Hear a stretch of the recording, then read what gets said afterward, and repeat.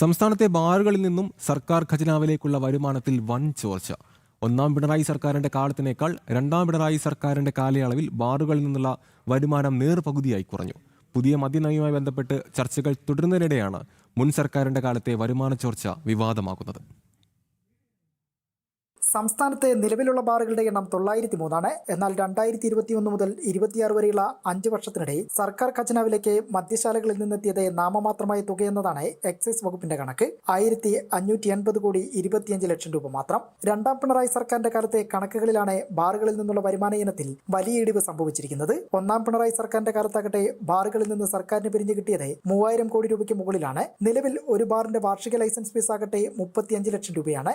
ഏറ്റവും കൂടുതൽ ബാറുകൾ പ്രവർത്തിക്കുന്നത് എറണാകുളം ജില്ലയിലാണ്. 211 ബാറുകൾ. തൊട്ടുപിന്നിൽ 116 ബാറുകളുമായി തൃശൂരും 98 ബാറുകളുമായി തലസ്ഥാന ജില്ലയായ തിരുവനന്തപുരവുമുണ്ട്. ഏറ്റവും കുറവ് ബാറുകൾ പ്രവർത്തിക്കുന്നത് കാസർഗോഡ് ജില്ലയിലുമാണ്, 11 വയനാട് ജില്ലയിൽ 17 ബാറുകളുമാണുള്ളത്. പുതിയ മദ്യനയം പുറത്തിറക്കാൻ വകുപ്പിൽ ചർച്ചകൾ തുടരുന്നതിനിടെ എക്സൈസ് വകുപ്പ് തന്നെയാണ് വിവരാവകാശ അപേക്ഷയിന്മേൽ കണക്കുകൾ പുറത്തുവിട്ടിരിക്കുന്നത്.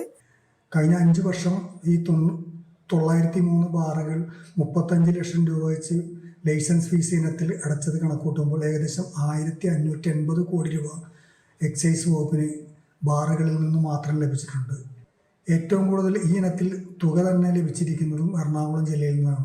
ക്ലബ്ബുകളുടെയും IMFL യൂണിറ്റുകളുടെയും പങ്കാളിത്തത്തിലും വൻകുറവ് വന്നതായാണ് എക്സൈസിന്റെ കണക്കുകളിലുള്ളത്. ബാറുകൾക്ക് പുറമെ സാധുവായ ബാർ ലൈസൻസുകളോട് പ്രവർത്തിക്കുന്ന 45 ക്ലബ്ബുകൾ കൂടി കേരളത്തിലുണ്ട്.